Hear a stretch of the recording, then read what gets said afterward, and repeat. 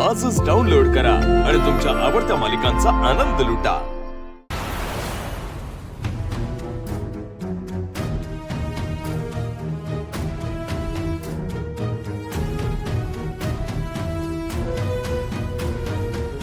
Maugham, ती मूर्ख मुलगी सारंगच्या रूम मध्ये चालली आहे। ती दोघं एकत्र आले तर काय होईल याची कल्पना आहे ना तुम्हाला?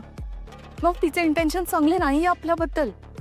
आज ना उद्या ती जगन्नाथ सोबत मिळून आपली वाट लावणार 100%।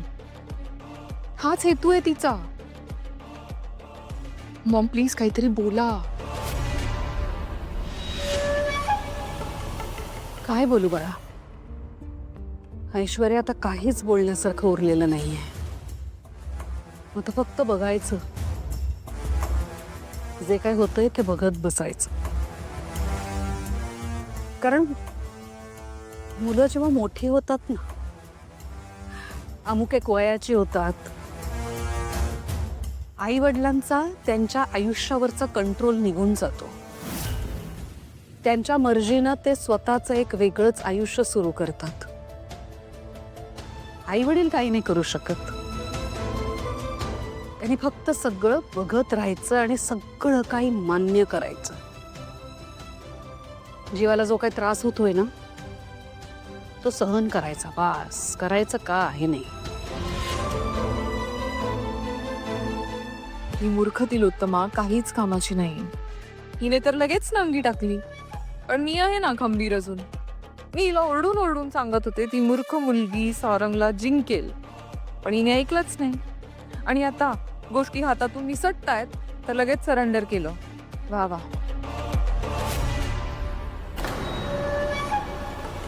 काय ग, नाहीच कसं ऑफ झाले अचानक?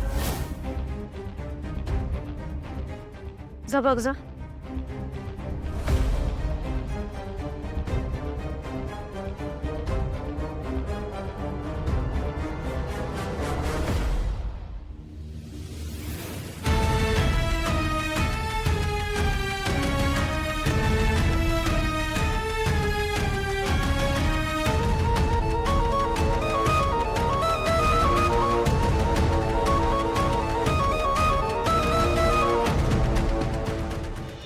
तिलोत्तमा मॅडम, फार काही बदललं नाहीये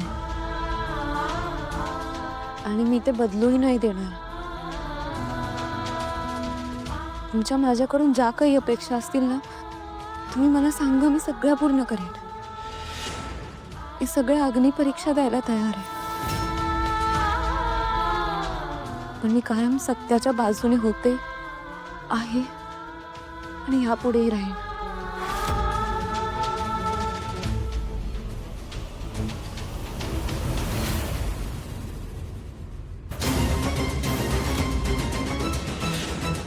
बास झाली तुझी नाटकं। मला बघितल्यानंतर तोंड बेण्याचं फिरवायचं, असं दाखवायचं की तू मला घाबरतेस। तू मला घाबरत नाहीस। माझ्या समोर खोटेपणा अजिबात करू नकोस। तू जर का मला घाबरत असतेस ना, तर माझ्या डोळ्यात देखत माझ्या मर्जी विरुद्ध माझ्या लेकाबरोबर लग्न केलंच नसतंस।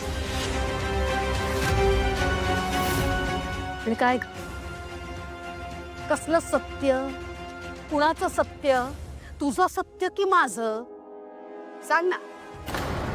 माझी इच्छा नसताना माझ्या मर्जीच्या विरोधात माझ्या डोळ्यासमोर माझ्या मुलाबरोबर तू लग्न केलंस, मला त्रास द्यायला, हे सत्य। मला माझ्या घरासाठी एक सुंदर, अतिसुंदर, नितांत सुंदर सून हवी होती। सुशिक्षित सून आहेस तू? नाही ना? हे सत्य। काय चुकलं माझं? सांग ना। मी अशी अपेक्षा ठेवली, काय चुकलं? तू रडून झुडून दाखवू नकोस हा। जे तुला करायचं होतं ते तू करून झालंयस। आता नाही माझ्यासमोर नाटकं दाखवायची। प्रत्येक आईची अपेक्षा असते की तिच्या घरात तिच्या अपेक्षेप्रमाणे सून यावी। काय चुकलं माझं? सांग ना। माझं स्वप्न धुळीला मिळवलंस तू, हे आहे सत्य। त्यासमी निघाली फ्रॉड ग, ठीक आहे, पण केवळ ती खोटी आहे म्हणून तू खरी ठरत नाहीस. माझा तुझ्यावर विश्वास नाहीये. तुझ्या या गोड गोड वागण्याने बोलण्याने माझ्या लेकाला तू फसवू शकतेस, मला फसवू शकणार नाही. ही जादू तुझी माझ्यावर चालणार नाही. Is that clear? कारण मी तुझी आई आहे. माझं तुझ्यावर प्रेम होतं आहे आणि कायम राहणार आहे. कारण प्रत्येक आई आपल्या लेकरावर प्रेम करणं सोडत नाही. पण याचा अर्थ असा नाहीये की मी या पोरीला माझ्या घरची सून म्हणून एक्सेप्ट करेन. नेव्हर. ठीक आहे, आता तू डिसिजन घेतलंच आहेस, हिच्याशी लग्न केलंस, आता तुमचा संसार सुरू होईल. पण एक गोष्ट लक्षात ठेवा सगळ्यांनी, हे माझ्या मर्जीने नाही चालू आहे. माझी मान्यता नाही आहे या सगळ्याला. तेव्हा या पुढचा प्रवास तुम्ही करायचा आहे दोघांनी. मला मध्ये आणायचं नाही. माझ्याकडून मदतीची अपेक्षा ठेवायची नाही. मग तुमच्या या संसारात काहीही झालं, अडथळे आले, तुमचे वादविवाद झाले, भांडणं झाली, मला मध्ये घ्यायचं नाही. Is that clear? जा आता, झालं माझं बोलून. चल जा, चल.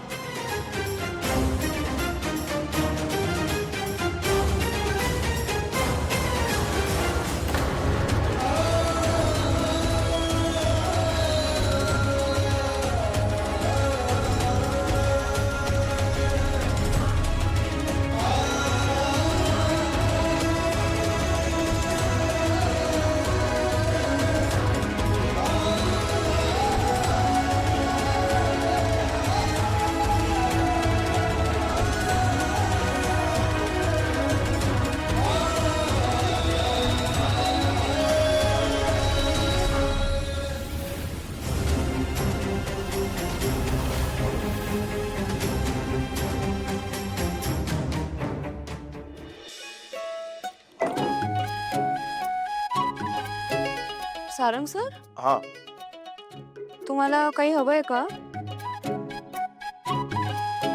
आता कसं म्हणायचं सावलीला की बेडरूम मध्ये चल?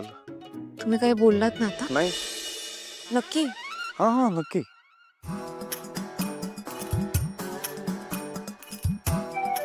इथे झोपतेस? हो.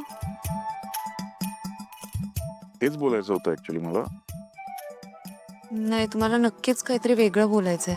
हा, वेगळं म्हणजे माझी अशी इच्छा आहे, काय? असं वाटतं मला की इथे नको झोपूस. का?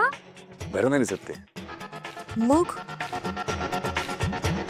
हक्काच्या ठिकाणी झोपू शकतेस तू आता. सारंग सर, तुम्हाला काय बोलायचंय? स्पष्टपणे बोला ना. हे बघ, माझी अशी इच्छा आहे की माझ्या बेडरूम मध्ये माझ्या बाजूला तू झोपावस.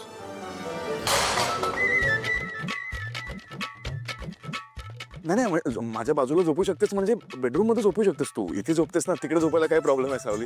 अगं आपलं लग्न झालंय ना, आता झोपू शकतेस तू असं. म्हणजे अगं अगं तू माझी सून आहेस, या घराण्याची बायको आहेस. काय बोललं? नाही नाही नाही, माझी बायको आहेस, या घराण्याची सून आहेस, तर आता काही प्रॉब्लेम नाही, कुणाचा प्रॉब्लेम नसेल. म्हणजे लोक म्हणतात ना की लग्न झाल्यानंतर एकत्रित आपण जर राहिलो ना तर संसार चांगला होतो, असं लोक म्हणतात. माझं एक मिनिट. तिलोत्तमा मॅडमला कळलं तर? आईची काळजी घेऊ.